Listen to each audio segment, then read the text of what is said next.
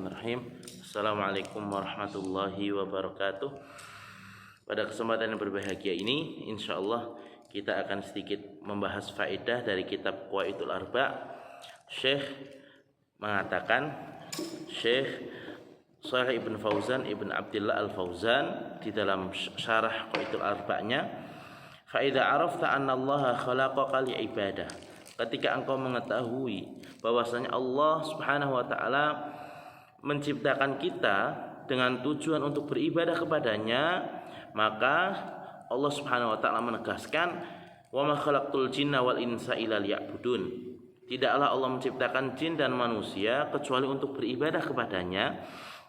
Dari ayat ini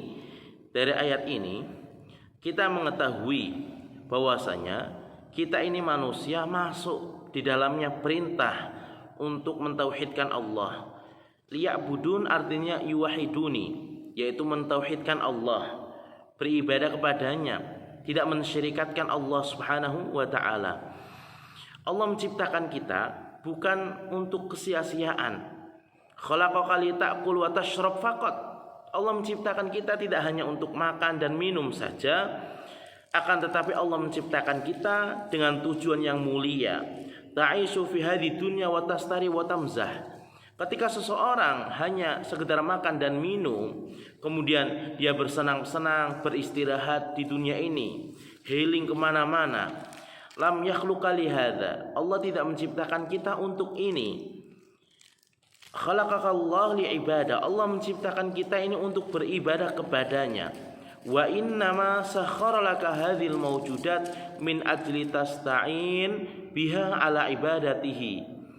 Allah Subhanahu wa taala memilih kita dan mewujudkan kita sebagai manusia untuk agar kita selalu beribadah, meminta tolong kepada Allah Subhanahu wa taala.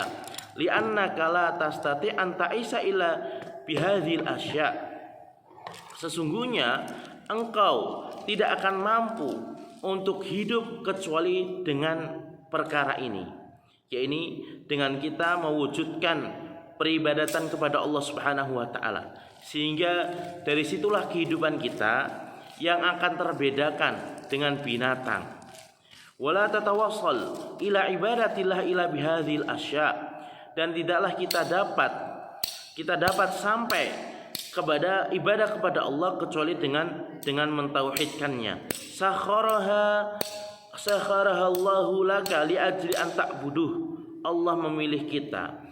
Allah Subhanahu wa taala menentukan wujud kita sebagai manusia tujuannya untuk beribadah kepada Allah Jalla Jalaluh. Laisa min ajli an tafraha wa tamzaha. Bukan hanya untuk sekedar bersenang-senang, bukan hanya untuk sekedar berleha-leha. Watafsuku watafjuro, atau engkau di kehidupan dunia ini berbuat kejahatan, berbuat kefasikan. Watakul watashrab, kemudian engkau makan dan minum, memperturutkan hawa nafsu engkau. Hadza sya'nul al-bahaim, ini adalah kondisi kedudukan seperti binatang ternak. Amal adamiyu, adapun manusia, fallahu jalla wa ala khalaqahum li ghayatil azimah wa hikmatihi azimah wa hiyal ibadah. Sesungguhnya Allah Subhanahu wa taala menciptakan manusia itu memiliki tujuan yang agung, memiliki hikmah yang besar, yaitu untuk beribadah kepada Allah. Sebagaimana ayat yang barusan kita baca di dalam surat Az-Zariyat ayat ke-56. Ma'uridu minhum rizkin.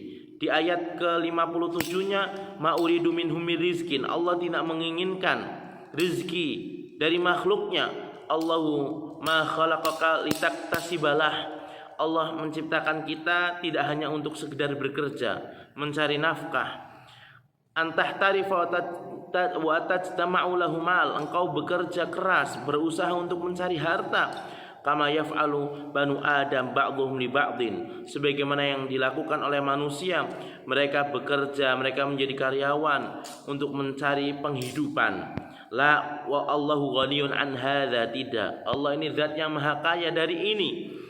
Wallahu ghaniyun 'anil alamin. Allah zat yang maha kaya atas seluruh alam.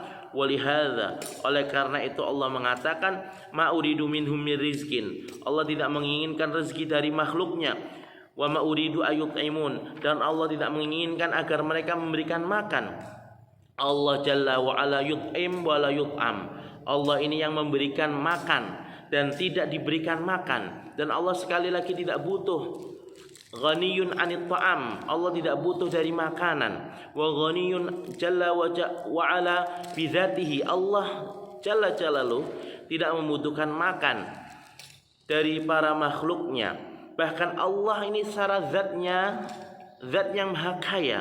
Walaysa huwa fi hajah ila ibadah, Allah tidak memiliki kebutuhan agar manusia untuk tetap taat kepadanya. Lau kafarta ma naqasta mulkallah, seandainya engkau kufur, itu tidak mengurangi kekuasaan kemaharajaan Allah Subhanahu wa taala. Walakin antal ladzi bihaja ilaihi, akan tetapi kitalah yang seharusnya merasa butuh kepada Allah. Antal ladzi bihaja ila ibadah, engkaulah yang seharusnya butuh untuk beribadah kepada Allah. Faman rahmatihi, dari rahmat Allah, annahu amaraka bi ibadatihi min ajli mashalatika, Allah memerintahkan engkau untuk beribadah dengan tujuan maslahat engkau, kebutuhan engkau. Li annaka idza abadtahu fa innahu subhanahu sayukrimuka, ketika engkau beribadah kepada Allah, Allah akan memuliakanmu. Bil jazai was thawab, engkau akan mendapatkan ketenangan hati, balasan ketentraman hidup dengan kehidupan yang membahagiakan. Terlebih lagi di akhirat nanti, engkau akan memperoleh pahala berupa surga yang telah Allah sediakan bagi hamba-hamba yang soleh. Fal ibadatu sababun li ikramillahi laka fid dunya wal akhirat, ibadah itu merupakan salah satu sebab Allah memuliakan engkau di dunia dan di akhirat. Famanil ladzi yastafidu minal ibadah, siapakah lagi yang dapat mengambil dari faedah tersebut? Al mustafidu minal ibadah huwal abidu nafsah, orang yang dapat mengambil manfaat dari ibadah tersebut adalah hamba itu sendiri. Orang yang dapat mengambil manfaat dari ibadah yang dilakukan adalah hambanya itu sendiri. Amallah, adapun Allah, fa innahu ghaniyun an khalqihi, Allah zat yang maha kaya dari makhluknya. Fa'lam anal ibadah, oleh karena itu itulah hakikat ibadah yang harus kita wujudkan, kita realisasikan dengan ikhlas sesuai dengan sunnah Nabi kita sallallahu alaihi wasallam. Wabillahi taufik, wassalamualaikum warahmatullahi wabarakatuh.